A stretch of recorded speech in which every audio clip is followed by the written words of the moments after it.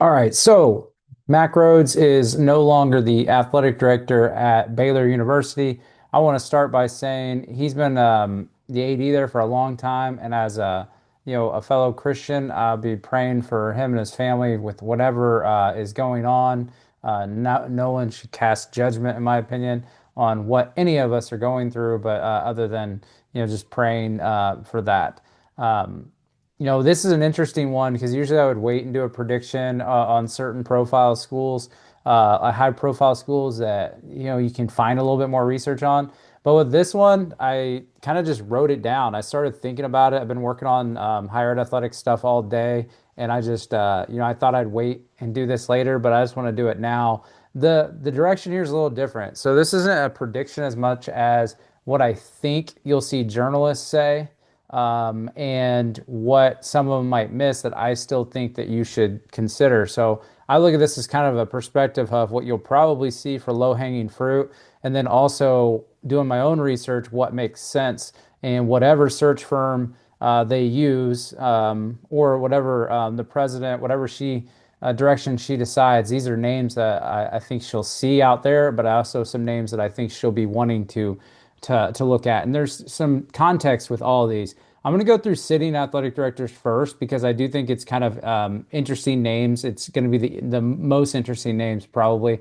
And if I mention a name, I don't get permission from anyone. I do apologize if you get offended, but I'm just, a little independent podcaster. I don't think it's going to shake waves with your fan base or anything. So I apologize if it offends anyone. This is just based on, kind of my own thoughts in my head that I'm putting out. The first one, it's also if you chat GBT this, which I did after I came up with my list on a separate device, and this is the name that everyone's going to start with, is Jeramiah Dickey at Boise State.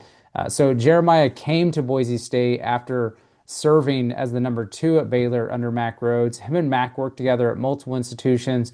I know how he feels about Mac from him being from Jeramiah being on my podcast a few years ago when he started shortly after at Boise.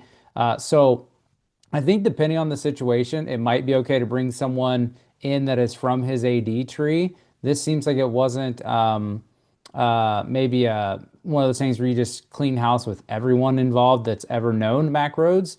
So I don't know if that's true. You also don't know would he even want to take that after his friend is leaving there. The Baylor president though, we saw this kind of play out with Rutgers where the number two in an athletic department can still be heavily attached to the president. And so we saw it at Rutgers that their president brought in Kelly Zinn after their search kind of went south with their first direction. And we could see that here because Jeramiah Dickey was at Baylor whenever the current president was still the president. And so you have to assume that they did know each other and that they do know each other. Some reasons to leave or why they'd want him. It's kind of how I'm grouping some of this stuff is the president that hired Jeramiah at Boise State is no longer there. She left for another institution, and it could get him back to Texas. He spent a lot of time in his career at I think it was UTEP and then at Houston, and so maybe he wants to get back to Texas. And then, he's accomplished a lot. Might be ready to pass the torch to someone else. And usually, when you pass the torch, it is whenever something else is, about to start. And they're entering the Pac-12, so maybe he wants to look for his next challenge. He also made this comment on my podcast that said 3 years up or out, but that was talking about really his progression to become an AD. But are there aspirations there to be a power AD? I think the aspiration originally was to get Boise State to be a power school. So it'll just be interesting. Reasons to stay, might want to be there for that Pac-12 transition, might want to, get another chance of that college football playoff run. It didn't work out this year, but after that magical run last year, maybe he knows with the coach he hired that they can get right back to it. So that's the first name, and that's no shocker. It's going to be there everywhere. Another name that I think will pop up is Wren Baker at West Virginia. Why would Wren leave? He had been the athletic director at North Texas before West Virginia, and it seems like just yesterday, but it has been a few years now. And maybe he wants to get back to Texas. He's also originally from Oklahoma. I do think reasons to stay. He's got my favorite president in the country, and Michael Benson, who just became the president after Gordon Gee retired. And he is very bullish on athletics. So I think that kind of alignment is rare. And they are going to do great things together. So this is one reason why I think he would stay. He does seem to love it there. And quite frankly, what I think, once again, what I think people will write, not necessarily what I think, but what I think those people will write is maybe if he is going to leave, he's waiting on the Oklahoma job. I believe he's, going to be a candidate for pretty much any time a huge, job opens up. Then I think it would be, his name's going to come up. But it's the same conference. Does it really move the needle at all? So this would be just, another interesting part of it. So the other one, Jeramiah Donati. So South Carolina's athletic director. He spent 14 years at TCU and several as the athletic director, which that stands for Texas Christian University. We don't have a lot of, large Christian schools in college sports. You're definitely not going to have the Liberty AD go to Baylor again. And so if that is important, which I know it is at Baylor, and that could be an attractive thing for both the school and a candidate if they want to kind of be back at a Christian-based university. He might want to go back to Texas, but this is once again low-hanging fruit to mention his name for people. Reason to stay. Who's leaving the SEC right now? I just don't see that happening. He's still new and likely still building at South Carolina, up and down with football. But obviously a dominant women's basketball program and a good men's basketball program. So I think he's just also too new to leave that role, but expect his name to be places. The other one, this one also came up on ChatGPT, and I think I know why, is Jared Mosley, the current athletic director at North Texas. So one thing that's interesting that people might not realize, he did spend 2 years as the CEO of the Texas Sports Hall of Fame from 16 to 18. Where's that at? It's in Waco, Texas. It's 2 miles from the campus of Baylor. He was an athlete and a 10-year athletic director tenure at Abilene Christian University, another Christian university. So I think that you'll see that mentioned when you see reports that coming out, but it also probably is a realistic thing because look at the success that North Texas is having. I think, if anything, he's been an AD at different levels. He took over for Wren after being Wren's kind of number two or one of his top administrators, and maybe he wants that Power Four opportunity, and maybe this is it. North Texas, they've had a lot of football success. We might see them in the college football playoff this year. I've read that the Baylor football coach, might be on the hot seat. Not sure if that's true. I don't really follow those things necessarily. But if a new athletic director comes in and also is tasked with, hiring a new football coach, that could be hugely attractive for Baylor to hire the North Texas AD. And then can you imagine that style of offense that this coach runs at North Texas if it was in the Big 12? And I just think it'd be a rare opportunity where you can kind of have a coach coming up with their athletic director. It reminds me of kind of like Tennessee with Danny White and Josh Heupel coming from UCF at the time. So we'll see. Reasons to stay. He seems to be having fun leading the department, and they're obviously on the rise. So do you want to give that up? But you stay in the same state. You assume there's a Christian component there that maybe that is attractive to go to Baylor and get to that Power Four job. Now, another name that I think is going to be brought up in every Power Four shortlist because of how good he is at his job is Bryan Blair at Toledo. There's a lot of, people that I assume think that he'll go to Washington State or that they'll try to get him. That'll be his name already came up and from journalists of who would make sense at Washington State. Well, I personally wouldn't see him leaving Toledo for anything right now. So it'll just be kind of interesting. But reasons to leave. Let's see what people will probably write and what people will probably be thinking. And if you're you almost have to make the call, right? And so Power 4 AD opportunity, a better opportunity for the CFP.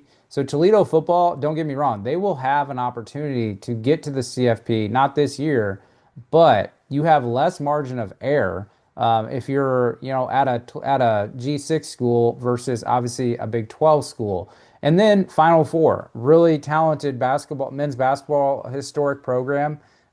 You might not, you'd have to have a really good run to have that at a place like Toledo. And so it'll be interesting. Now, he did mention years ago on the podcast that he wants to be the best AD in the country, and I think he will be, but it's if he's not already, but it's also something you can't realistically measure and just how often do jobs like this come open? So his name, I think, is always going to be tied.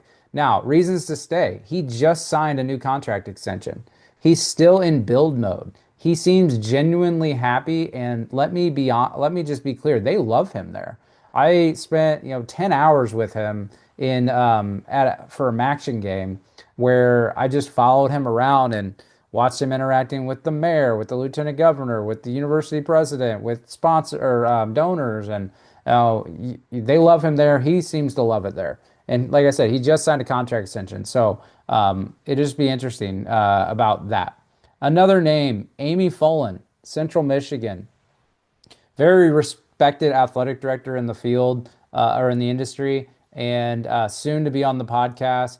But I thought it was interesting is Amy Folan just went through a football hire this past offseason when their coach retired, and it seems to have worked out. They are bowl eligible. They are still playing for a MAC championship, I believe, and they are fun to watch. And her and I, you'll see it on the episode. We talk about the process of that hire and what she was looking for. And she set fundraising records like every year she's in her 6th year now at Central Michigan. But I think what's going to draw people in the industry of whether you're a search firm or just someone, coming up with your own list to put in an article is she spent almost 20 years as an administrator at Texas Athletics. And so reasons to leave, strong ties to the state of Texas, not early in her life, but in most of her career was in Texas. Maybe she wants to go back. Maybe she wants to be a Power 4 AD. And maybe it's run its course at Central Michigan or a MAC school. It'll just be interesting. Now, the reason to stay is clearly football, okay? Or you just want to keep building what you've been building with your athletic department, and you want to see your football success play out. But it's going to help her to be on names. I mean, she's going to get put on names like this or on lists like this because of the success in the football hire, because of the given situation that people are going to be thinking about at Baylor, in my opinion. Now, another name tied to kind of sitting ADs or recently sitting ADs that I think you will see people write because it's low-hanging fruit and it'll probably be interesting is Scott Woodward. Don't think that's going to happen, but if he wants to become an AD again, now the interesting thing is too, tied to football hires. But look at the success he's had in other sports and really fundraising and everything else at the athletic department there. Besides, the tagline of, being with those expensive buyouts, which you can kind of, make your own opinion on about how much he's responsible for that. So it'll be interesting. I think his name will be mentioned. And then Hunter Yurachek from Arkansas. And so there was news a while back about, about a donor event where, kind of complaining about NIL or being able to compete. He's in the middle of having to, do a football coaching hire. So that'd be a distraction. But I think his name will be mentioned because of that. And I think he also has some Mac Rhodes ties as well and some Texas ties. So he was the AD at Houston. So I think it's a big state. I get it. Texas is a very large state. But I think you're going to see people that make lists or when you're trying to think of just get your list to like 15, 20 names and then shrink it down. I think Hunter would be on that list. Now, once again, do you leave for the SEC or leave the SEC to go back to, now do you go to the current Big 12? It'll be interesting about what that would look like. Now, a few deputies that I have on this short list, very specific to Baylor and just this situation. Ryan Peck at TCU. I think it's interesting. He's got strong Texas ties between 5+ years at North Texas, and then he's been at TCU of late, and really impressive background. Like I mentioned, TCU stands for Texas Christian. That might mean a great deal to Baylor to, have that institutional kind of component to it. And then also it might mean something to Ryan. Not know, I don't know Ryan, but he's obviously done great things with Wren Baker at North Texas, and then to be here at TCU. And an interesting thing about Ryan is, and I think I mentioned this in another video, is the AD was Jeramiah that hired him at TCU, and he leaves. So now you have an AD, and I'm sure their relationship's great, working relationship. I don't know. But, it's not the AD that hired you, and you're not going to be the AD at TCU anytime soon. And so you have to look for opportunities. Has he been there long enough to look for that opportunity? I don't know. But I think the conference and the institution type are going to be things that stick out. So it'll be interesting for that. Another name is Marcus Sedberry. He's the Wisconsin Deputy AD and COO. He spent 4 years on senior staff at Baylor before he went to Wisconsin. And I know he had football involvement there. He's the football GM right now for Wisconsin too, which they're not having success, but I think he was added to the GM role with not enough time to really change that roster. So, and what his involvement as the GM is, it's different everywhere. But I think it might come in handy at Baylor soon. Once again, if they have to hire a football coach, and if you want your AD to be heavily involved in football. And the Wisconsin AD is an alum football player, never going to leave. And look at the Big Ten jobs. They're rarely open. So he's been at Wisconsin for several years now. And so maybe he is, someone they contact. He's also got a doctorate, which might be, credible for the president to be looking for as well. Another one, John Daniel, Cincinnati Senior Deputy AD and COO. In full disclosure, I've met with him to talk about my own business. So I have no idea if he's interested in this, but I got to kind of know him a little bit, and can kind of look at his background, and from talking to him, very, very, well spoken, and has his hand in pretty much everything at Cincinnati, and a big part of the success that departments have. So you have that Big 12 element, you have that football administrator element, you have that fundraising, you have the day-to-day operations of an athletic department. He did spend time at both TCU and Texas A&M, but those were more mid-level manager type roles. But as far as the familiarity of the state and the schools, I think that'll be an interesting thing. So don't be surprised if you see his name. This might be a name you don't see mentioned, but if you're a search firm or you're the president at Baylor, I do think you need to consider it. The other one, the last name I have on here is Brady Hart, Tennessee Deputy AD and the Chief Revenue Officer. Now, I'll be honest, very impressive background. This is, I think, more if it wasn't a power job that it would probably even be, more likely his name comes up. But he's been everywhere with Danny White, and there's been a rush on Danny White deputies of late. We saw that, just recently at Utah State, and before that, obviously with Georgia Tech. It's always about, he changes up their responsibilities so much that they are heavily involved in so many different dynamics. And so a lot of times I think that he could have his choice of where he tries to go when it's ready for him to try and be an AD.